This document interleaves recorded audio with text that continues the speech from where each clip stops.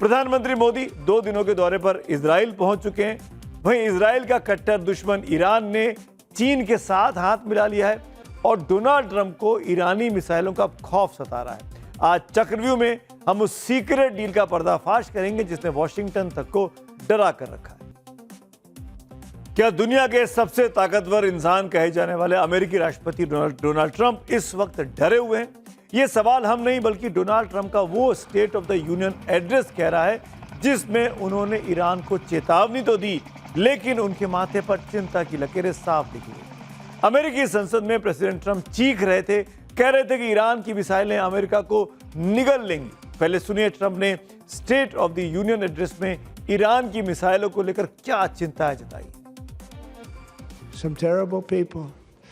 कुछ आतंकी प्रवृत्ति वाले लोग पहले ही ऐसी मिसाइलें विकसित कर ली हैं जो यूरोप और विदेशी धरती पर स्थिर हमारे सैन्य ठिकानों के लिए खतरा पैदा कर सकती है और वो अब ऐसी मिसाइलें बनाने पर काम कर रहे हैं जो अमेरिका तक पहुंच सके।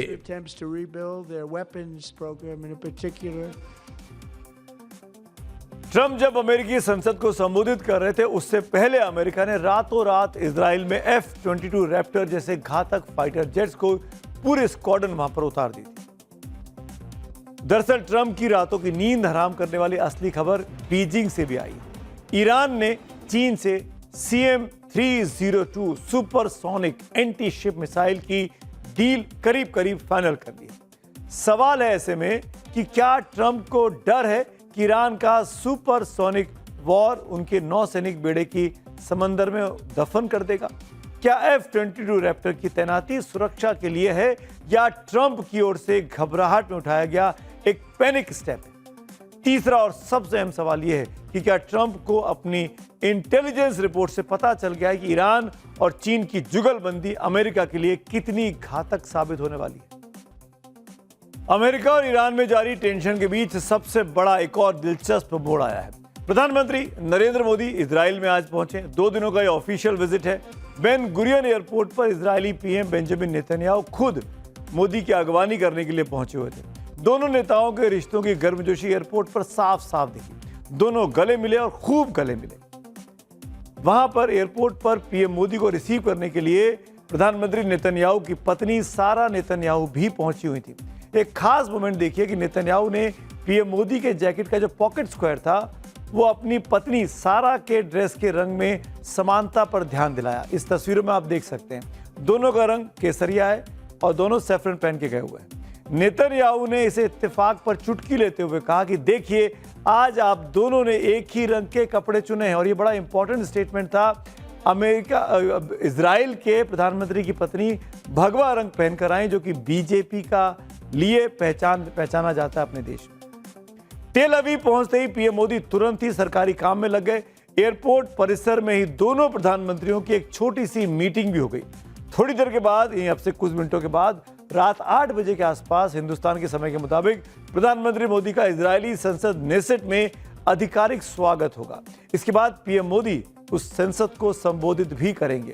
पीएम मोदी के इस भाषण को हम लाइव भी दिखाएंगे टाइम्स नाउ नव भारत पर। पीएम मोदी ऐसे वक्त पे इजराइल में हैं जब ईरान पर अमेरिकी हमले की आशंका बहुत ज्यादा है। ऐसे में सवाल कई खड़े हो रहे हैं। युद्ध काल में पीएम मोदी की इजराइल में मौजूदगी के क्या मायने हैं? क्या ट्रंप ने पर्दे के पीछे से भारत से कोई मदद मांगी है? क्या पीएम मोदी ही वो इकलौते नेता हैं जो ईरान के गुस्से और ट्रंप के डर के बीच शांति का पुल बन सकते हैं? उसी कोशिश में गए। ये तमाम ऐसे कूटनीतिक सवाल है जिनका जवाब दुनिया जानना चाह रही है। टाइम्स नाउ नव भारत पर तेल अवीव से लगातार रिपोर्ट आप मोहित के जरिए आप देख पाएंगे। लेकिन प्रधानमंत्री नरेंद्र मोदी की इजराइल यात्रा में भारतीय सेना के लिए कई बड़ी डिफेंस डील पर मोहर लगने की संभावना, इसीलिए इसको इंपॉर्टेंट विजिट कहा जा रहा है। दोनों देशों के बीच 8.6 अरब डॉलर यानी करीब करीब 78,000 करोड़ से ज्यादा का रक्षा समझौता होने की संभावना है। इसमें precision guided bomb, ballistic missile system, advance drone की खरीद और जॉइंट मैन्युफैक्चरिंग, हेरन MK2 मेल ड्रोन पर बातचीत संभव है। इतना ही नहीं, आयरन डोम जैसा जो डिफेंस का जो सिस्टम है उस पर भी भारत और इजराइल के बीच एक अहम डील साइन हो सकती है। सुप्रीम कोर्ट की आज एनसीईआरटी को तगड़ी क्लास लगी। देखकर एनसीईआरटी और शिक्षा मंत्रालय के आज पसीने छूट गए। आपने स्कूल कॉलेज में बच्चों को उनके टीचर से डांट फटकार सुनते हुए देखा होगा, सुना होगा। हो सकता है आपने भी टीचर से डांट अपने बचपन में कभी खाई हो। आज ठीक उसी तरीके से सुप्रीम कोर्ट के चीफ जस्टिस यानी देश के सबसे बड़े न्यायाधीश सूर्यकांत साहब ने एक हेडमास्टर की तरह एनसीईआरटी की फटकार लगा दी। दरअसल एनसीईआरटी ने अपनी कक्षा 8वीं की सोशल साइंस की किताब में एक नया अध्याय, एक नया चैप्टर जोड़ा है और इसका नाम है करप्शन इन जुडिशरी यानी न्यायपालिका में भ्रष्टाचार। ऐसा पहली बार हुआ है जब देश के न्यायिक सिस्टम पर करप्शन का चैप्टर जोड़ा गया। आज इस पूरे मामले पर सीजीआई ने यहां तक कह दिया अपनी टिप्पणी में, जो कि बहुत सख्त टिप्पणी थी, जस्टिस सूर्यकांत ने यह कहा कि यह एक सोची समझी चाल लगती है। सीजीआई की इस फटकार से एनसीईआरटी और शिक्षा विभाग अब हिले हुए हैं। सीजीआई सूर्यकांत ने इस मामले में क्या कहा यह आगे आपको बताऊंगा, लेकिन उससे पहले यह देखिए कि एनसीईआरटी अपनी 8वीं क्लास की किताब में ऐसा क्या लिखा है जिससे उसे सूर्यकांत साहब की डांट खानी पड़ी है। सबसे बड़ा विवाद तो टॉपिक को लेकर ही है, जिसे नाम दिया गया करप्शन इन जुडिशरी यानी न्यायपालिका में करप्शन, भ्रष्टाचार। इसमें लिखा गया है कि न्यायाधीशों को अपने पर्सनल और प्रोफेशनल जीवन में ऐसा कोई भी कार्य करने से बचना चाहिए जिससे जनता उनकी सत्यनिष्ठा पर सवाल उठाए। इस बात को समझाने के लिए एनसीईआरटी ने जजेस के खिलाफ शिकायतों का डेटा जो है वो शेयर कर दिया है। साल 2017 से 2021 के बीच 1600 से ज्यादा जजों के खिलाफ मिली थी, उसका जिक्र इस किताब के इस अध्याय में किया गया है। आगे कहा गया कि गंभीर आरोपों के मामले में संसद महाभियोग प्रस्ताव पारित करके न्यायाधीश को पद से हटा सकती है। एनसीईआरटी की बातों को देखकर देश भर में कानून के जानकार और वकील देश के सिस्टम पर यह तंज कह रहे हैं कि जिनके घर शीशे के हों वो दूसरों पर पत्थर नहीं फेंका करते। न्यायपालिका में भ्रष्टाचार से पहले देश के सिस्टम और राजनीति में फैले करप्शन पर क्यों बात नहीं की गई, इसको लेकर अब पॉलिटिकल सिस्टम को, पॉलिटिकल पार्टीज को, केंद्र सरकार को और केंद्र की नीतियों को घेरा जा रहा है। जुडिशरी का करप्शन डालना तो देखिए एक बहुत ही गलत है। अगर करप्शन की बात की जाए इस देश में तो मैं नहीं कहता जुडिशरी में करप्शन नहीं है, लेकिन करप्शन जो बाकी महकमे में है उससे जुडिशरी बहुत बहुत बेटर है। कि आज के दिन में जो हमारे जो नेता हैं, जो एमएलएज और एमपीज हैं, 40% सीरियस क्रिमिनल केसेस वाले हैं। इलेक्शन कमीशन कुछ नहीं कर रहा है, ब्लैक मनी पॉलिटिक्स में घुसता चला जा रहा है। तो अगर डालना है तो ऐसी चीज डालें जो जिस देश के लिए, आगे के लिए बच्चे कुछ कर पाए। अब आप ये भी जान लीजिए कि एनसीईआरटी देश भर के स्कूलों के लिए सिलेबस तैयार करती है, पाठ्यक्रम। 1961 में बनी ये संस्था केंद्र सरकार के एचडीआर यानी शिक्षा मंत्रालय यानी कि जो मानव संसाधन विकास मंत्रालय के अंदर का शिक्षा विभाग है उसके तहत काम करती है। हालांकि एनसीईआरटी पर सिलेबस में बदलाव को लेकर पहले भी उसकी कई बार आलोचना हुई है, लेकिन इस बार देश की न्यायपालिका पर सवाल खड़ा किया गया है।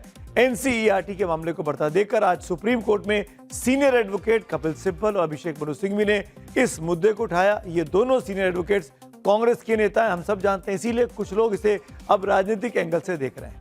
आज सुनवाई के दौरान सुप्रीम कोर्ट के चीफ जस्टिस सूर्यकांत ने कहा कि किसी को भी न्यायपालिका को बदनाम करने की इजाजत नहीं दी जा सकती।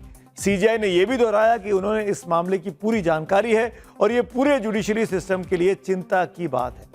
सीजीआई ने कोर्ट में बताया कि इस मामले से बार बेंच और हाईकोर्ट के जजेस बहुत ज्यादा परेशान हैं। अपनी टिप्पणी में जस्टिस सूर्यकांत ने यह भी कहा कि एक सोची समझी चाल लगती है, इससे ज्यादा मैं अभी कुछ नहीं कहूंगा और मैं इस मामले पर खुद नोटिस ले रहा हूं, थोड़ा इंतजार कीजिए, कानून अपना काम करेगा। सीजीआई ने जो तेवर और सख्ती से बातें की उसका सीधा असर एनसीईआरटी पर पड़ा। अब जो जानकारी मिल रही है वो ये कि एनसीईआरटी ने अपनी 8वीं की नई किताब को बिक्री से हटा दिया है। अब ये किताब ऑफलाइन और ऑनलाइन फिलहाल नहीं दिखाई दे रही है। हालांकि अभी ये क्लियर नहीं है, जी अभी ये क्लियर नहीं है कि एनसीईआरटी इस चैप्टर यानी judiciary in corruption in judiciary को पूरी तरीके से हटाएगी या नहीं हटाएगी, इस पर क्लैरिटी आनी बाकी है। सरकार और सुप्रीम कोर्ट के बीच खींचतान का इतिहास पुराना रहा है, लेकिन पिछले कुछ सालों से ये टकराव आम लोगों के बीच अब चर्चा का विषय बन गया है। ऐसे कई मामले देखे गए जिसमें सुप्रीम कोर्ट के फैसलों से केंद्र सरकार को राहत मिली और कई मामले ऐसे हैं जहां पर केंद्र सरकार के लिए परेशानी खड़ी हुई है। सबसे लेटेस्ट उदाहरण यूजीसी का मामला है, जिसमें 29 जनवरी 2026 को सुप्रीम कोर्ट ने केंद्र सरकार के यूजीसी के नए नियमों पर रोक लगाकर केंद्र सरकार के लिए एक तरीके से मुसीबत खड़ी की थी। तब सूर्यकांत ने केंद्र सरकार को नोटिस जारी करके जवाब मांगा था। इससे पहले सुप्रीम कोर्ट ने नवंबर 2024 में बुलडोजर एक्शन के खिलाफ भी कड़ा फैसला सुनाते हुए इसे असंवैधानिक करार दिया था। इस फैसले से कई राज्य सरकारों को झटका लगा था।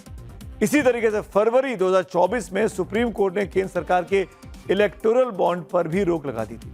सुप्रीम कोर्ट ने राजनीतिक दलों को दान देने वाले इलेक्टोरल बॉन्ड्स को असंवैधानिक करार उस वक्त दिया था, जिससे सरकार की किरकिरी हुई थी।